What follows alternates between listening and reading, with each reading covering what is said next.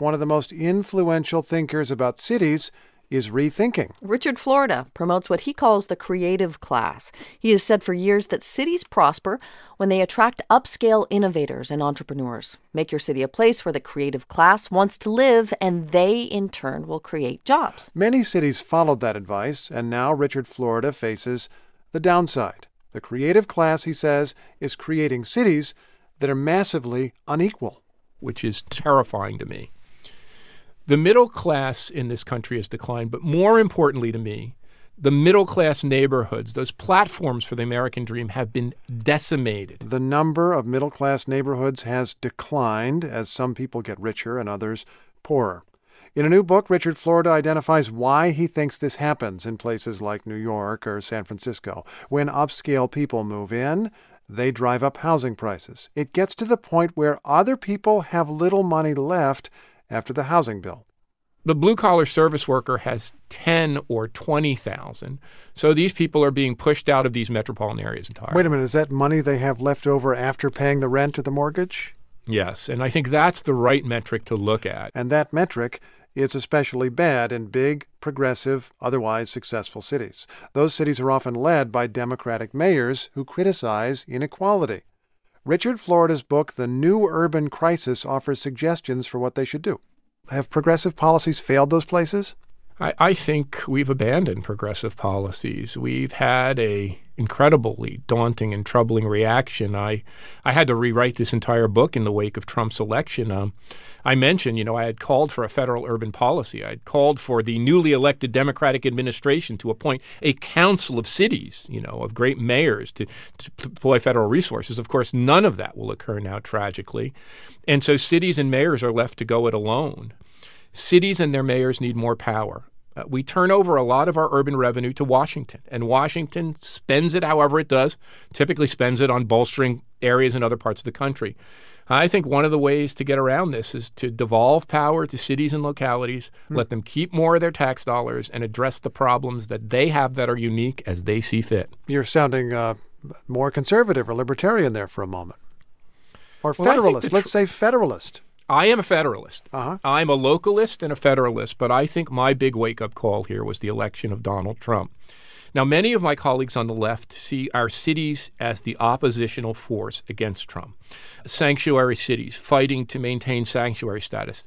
I think that's right to a point, but I think the bigger point is the only way out of our political divide. This is my Trump wake-up call.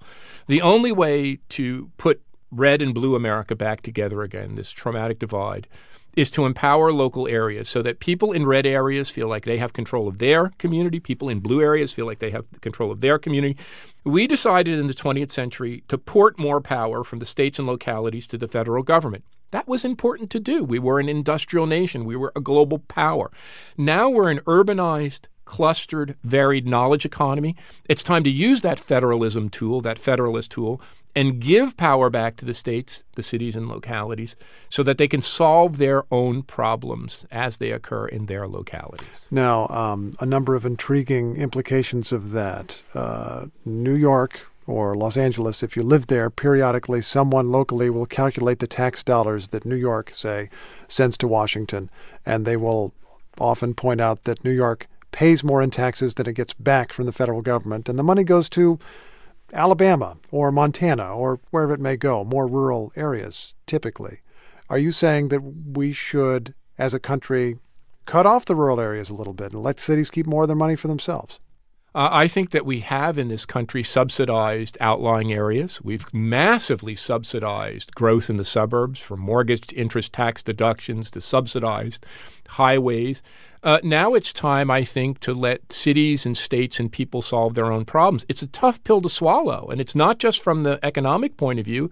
It's from the social and cultural point of view, from the point of view of civil rights, gay rights, women's rights.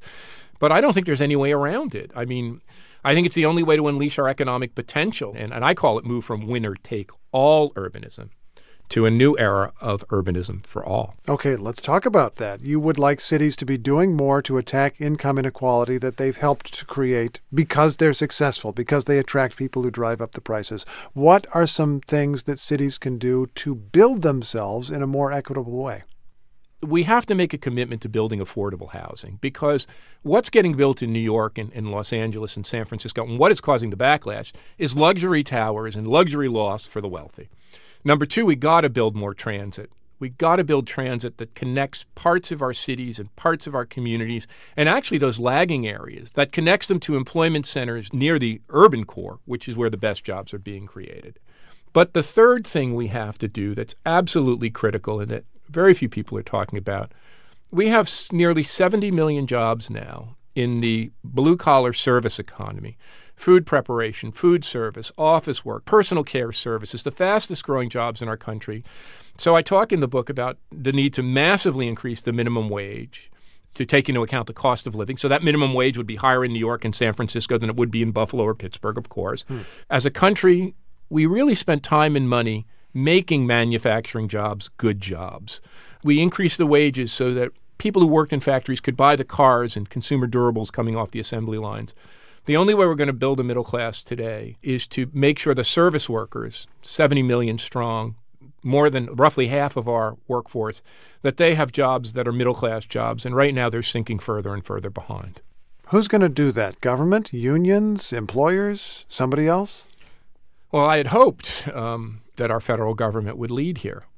But now with the Trump election and Republicans in control of both houses, that's impossible. So I think the default for the United States is this progressive group of cities and mayors and urban leaders and philanthropy.